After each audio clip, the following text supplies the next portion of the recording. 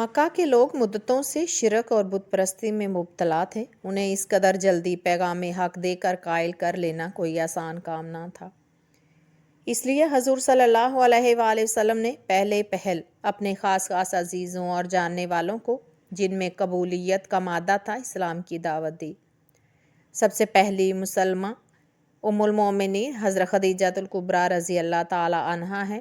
لڑکوں میں سب سے پہلے ایمان لانے والے حضرت علی رضی اللہ تعالی عنہ تھے، جن کی عمر اس وقت 8 سال کی تھی، اور حضرت صلی اللہ علیہ وآلہ وسلم نے چچا کا بوجھ ہلکا کرنے کے لیے ان کی پرورش اپنے ذمہ لی ہوئی تھی۔ آزاد مردوں میں سب سے پہلے حق پرست حضرت ابوبکر صدیق رضی اللہ تعالی عنہ، اور غلاموں میں سب سے پہلے مسلمان حضرت زید بن حارثہ رضی اللہ تعالی عنہ تھے، جو حضرت خدیجہ رضی اللہ تعالی عنہ کے غلام تھے، لیکن آپ نے حضرت صلی اللہ علیہ وآلہ وسلم کو دے رکھا تھا۔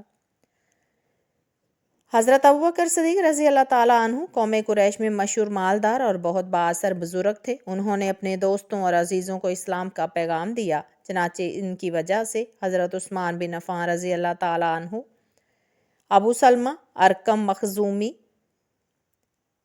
عبیدہ بن حارث، سعید بن زید اور ان کی اہلیہ ایمان لائے۔ اس طرح مسلمانوں کی ایک چھوٹی سی جماعت بن گئی، جن کو حضرت صلی اللہ علیہ وآلہ وسلم ارقم مخزومی کے گھر میں جمع کر کے قرآن کی تعلیم دیا کرتے تھے۔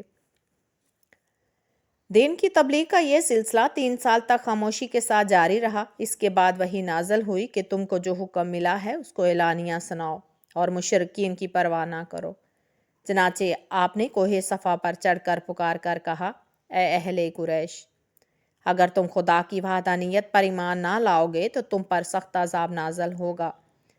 پھر کھلم کھلا آواز شروع کر دیا اور حرم میں جا کر بھی توحید کا اعلان کیا۔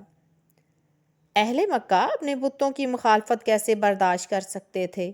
فوراً حضور صلی اللہ علیہ وآلہ وسلم کے خلاف ہو گئے اور طرح طرح کی اذیتیں دینے لگے۔ حضرت ابو طالب نے یہ دیکھ کر آپ کو اپنی حفاظت میں لے لیا، لیکن قریش کے معتبر اشخاص وفد بنا کر ان تک پہنچے اور تقاضا کیا کہ آپ اپنے بھتیجے کو بتوں کی مخالفت سے باز رکھیں۔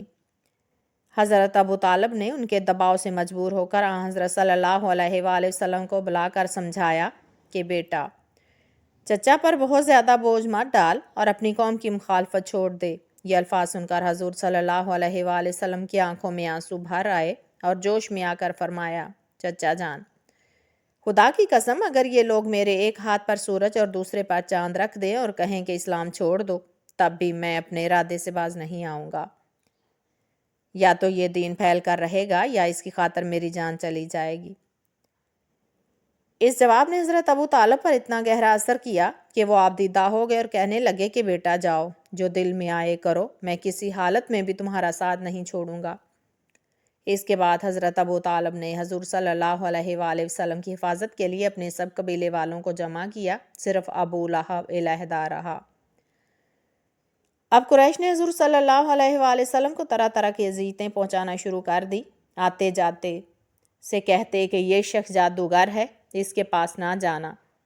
آپ سے بد کلامی کرتے، راہ میں کانٹے بچھاتے، غلاظت پھینکتے۔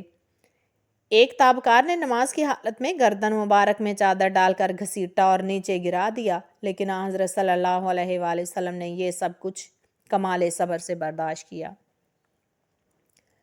کفار اس وہم میں مبتلا تھے کہ حضور صلی اللہ علیہ وآلہ وسلم کا مقصد کوئی نیا دین قائم کرنا نہیں، بلکہ محض شہرت اور رتبہ حاصل کرنا ہے۔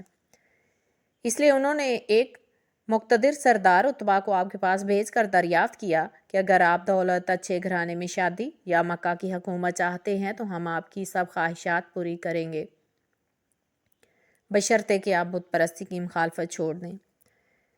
آپ صلی اللہ علیہ وآلہ وسلم اس پیشکش کے جواب میں قرآن مجید کی چند آیات پڑھی، جس کا عتبہ پر اتنا اثر ہوا کہ اس نے واپس جا کر الٹا قریش کو سمجھایا کہ حضور صلی اللہ علیہ وآلہ وسلم کو تنگ کرنا چھوڑ دیں، لیکن وہ باز نہ آئے۔ کچھ عرصہ کے بعد حضور صلی اللہ علیہ وآلہ وسلم کے چچا حضرت حمزہ رضی اللہ تعالیٰ عنہ اور حضرت عمر بن خطاب رضی اللہ تعالیٰ عنہ ایمان لے آئے، جس سے حضور صلی اللہ علیہ وآلہ